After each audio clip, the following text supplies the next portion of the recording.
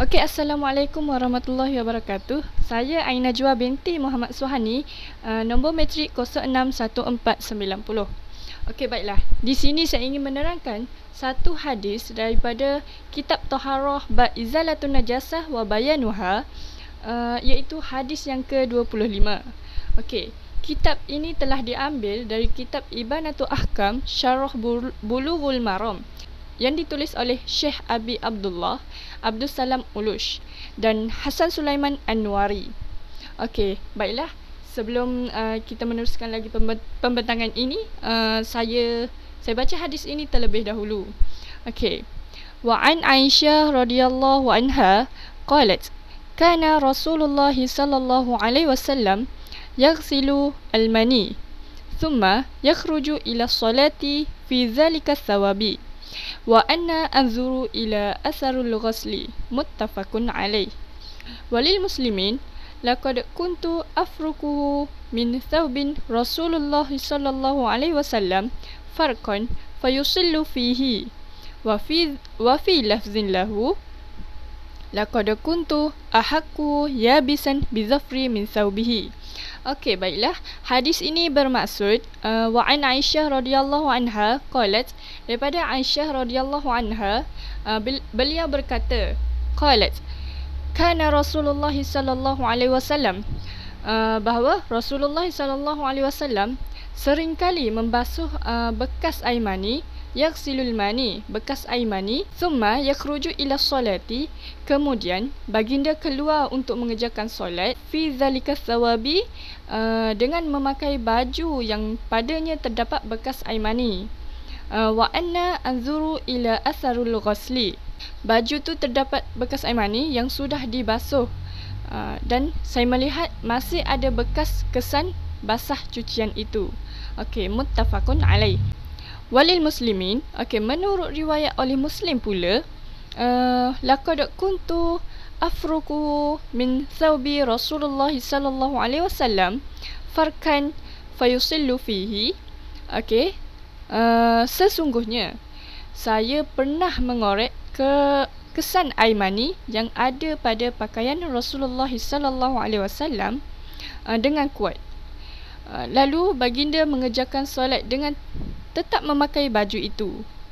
Okey, manakala wa fi lafzin lahu, menurut riwayat yang lain pula, laqad kuntu ahakkuhu yabisan bi zafri min thawbihi, sesungguhnya saya menggarukkan kesan air mani itu dalam keadaan sudah kering dengan kuku supaya tanggal dari pakaiannya.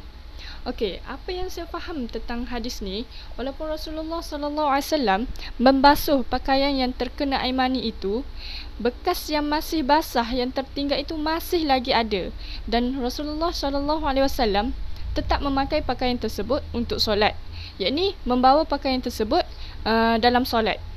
Okey, mencuci bekas air mani ialah apabila masih dalam keadaan basah, namun apabila sudah kering, maka memadai dengan mengoreknya. Okey, baiklah. Seterusnya, al-makna al-ijmali. Karramallahu al-insan wa fadlihi ala sairil hayawan bi taharah asluhu wa karimu muhtadihi. Laqad akhbarat ummul mu'minin Aisyah radhiyallahu anha annaha kanat tafriqul mani min thawbi Rasulullah sallallahu alaihi wasallam bi zafriha. Okey, yang bermaksud karramallahu al-insan, Allah Subhanahu wa taala memuliakan umat manusia, wa fadlihi ala sairil hayawan bi taharah asluhu wa karimu muhtadihi, dan mengutamakannya ke atas seluruh makhluk yang lain dengan menjadikan suci asal kejadiannya dan mulia pada penciptanya. Okey, laqad akhbarat ummul mukminin Aisyah radhiyallahu anha, Aisyah ummul mukminin radhiyallahu anha telah menceritakan bahawa beliau pernah mengorek kesan air mani, annaha kanat tafriqul mani min thawbi Rasulullah sallallahu alaihi wasallam bi zafriha, pernah mengorek kesan air mani yang ada pada pakaian Rasulullah sallallahu alaihi wasallam dengan kukunya. Okey, baiklah. Seterusnya kita masuk at-tahlilul lafzi. Di sini ada 4, iaitu yang pertama al-mani, iaitu mani. Mani ar-rijal. Mani rijal, mani lelaki. Okey, yang kedua afrukuhu. Yang bermaksud yakni adalkuhu hatta yatafattatu wa yadhhabul atharu, yakni aku mengoreknya hingga hilang dan tidak ada kesangnya. Okey, yang ketiga seterusnya farkan. Okey, farkan masdar takkidi takriri, iaitu bermaksud masdar yang mengukuhkan fi'ilnya untuk menunjukkan kesungguhan atas perbuatannya. Okey, seterusnya ahakuhu. Okey, ahaku, alhaku, alfarku, liyatafattatu wa yadhhabul atharu syai'. Okey, iaitu alhaq maknanya sama, alfar yakni mengorek untuk menghilangkan kesan sesuatu yang kering. Okey, baiklah, kita masuk pula fiqh hadis yang difokuskan dalam hadis ini. Okey, yang pertama al-awwal, ghaslul mani idza kana ratban wa farkahu idza kana yabisan, iaitu mencuci air mani ialah apabila masih dalam keadaan basah, namun apabila sudah kering maka memadai dengan cara mengoreknya sahaja. Okey, dalam hadis ini ulama berbeza pendapat mengenai air mani.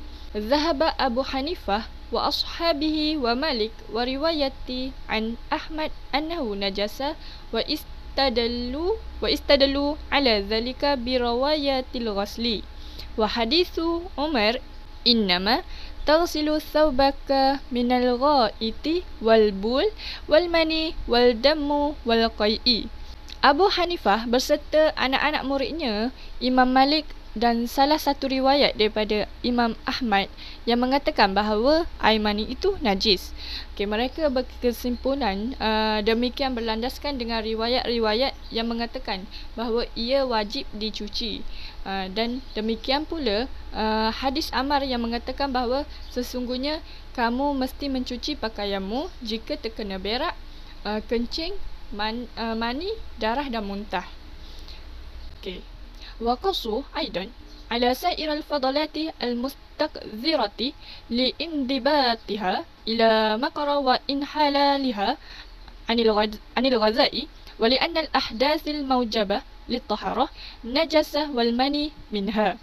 Okay, di samping itu mereka turut mengkiaskan air mani dengan sesuatu benda yang menjijikkan kerana ia melalui proses penghadaman dan merupakan sari makanan yang telah diproses di dalam perut. Mani dianggap najis menurut mereka kerana setiap hadis yang mewajibkan seseorang bersuci diri daripadanya adalah najis. Okay, sedangkan air mani merupakan salah satu daripadanya. Okey, alasan lain air mani itu najis kerana ia keluar melalui jalur yang sama dengan tempat keluar air kencing. Inda Abi Hanifah yaghsilu bil ma'i ar-ratbu wa yatahattu al-yabisu minhu amalan bil hadithin kama fi dhalika an-na'lu minan najasah.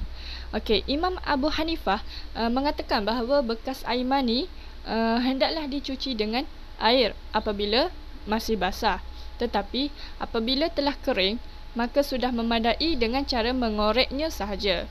Ini bertujuan untuk mengamalkan kedua-dua hadis di atas. Okey, kes ini disamakan dengan selipar yang terkena najis. Mazhab Asy-Syafi'i wa ashabi al-hadis wa Ahmad fi asahu ar-rawayataini anhu annahu tahir.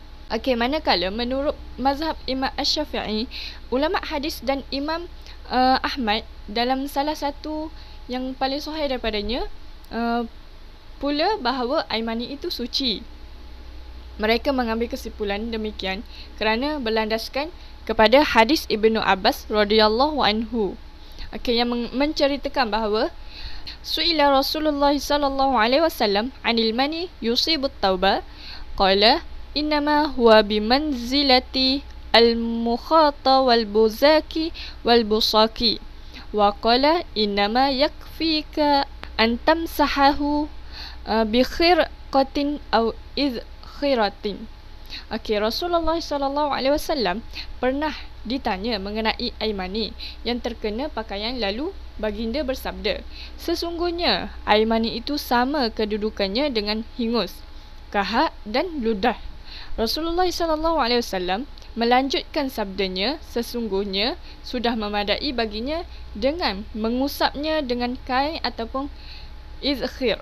Okey, baiklah yang terakhir dalam fiqhul hadis, akhrajathu ad-Daraqutni wal Baihaqi fatashbihahu bil mukhati wal bazaqi dalil taharah. Okey, iaitu bermaksud menyerupakan air mani dengan hingus dan ludah menunjukkan bahawa air mani itu suci. Adapun perintah untuk menggelapkan dengan kain ataupun sabuk izkhir, maka ini bertujuan untuk menghilangkan kotoran yang tidak patut dikekalkan pada pakaian yang hendak dipakai untuk mengerjakan solat. Okey, dengan ini berakhirlah penjelasan saya mengenai hadis tersebut. Okey, syukran. Assalamualaikum.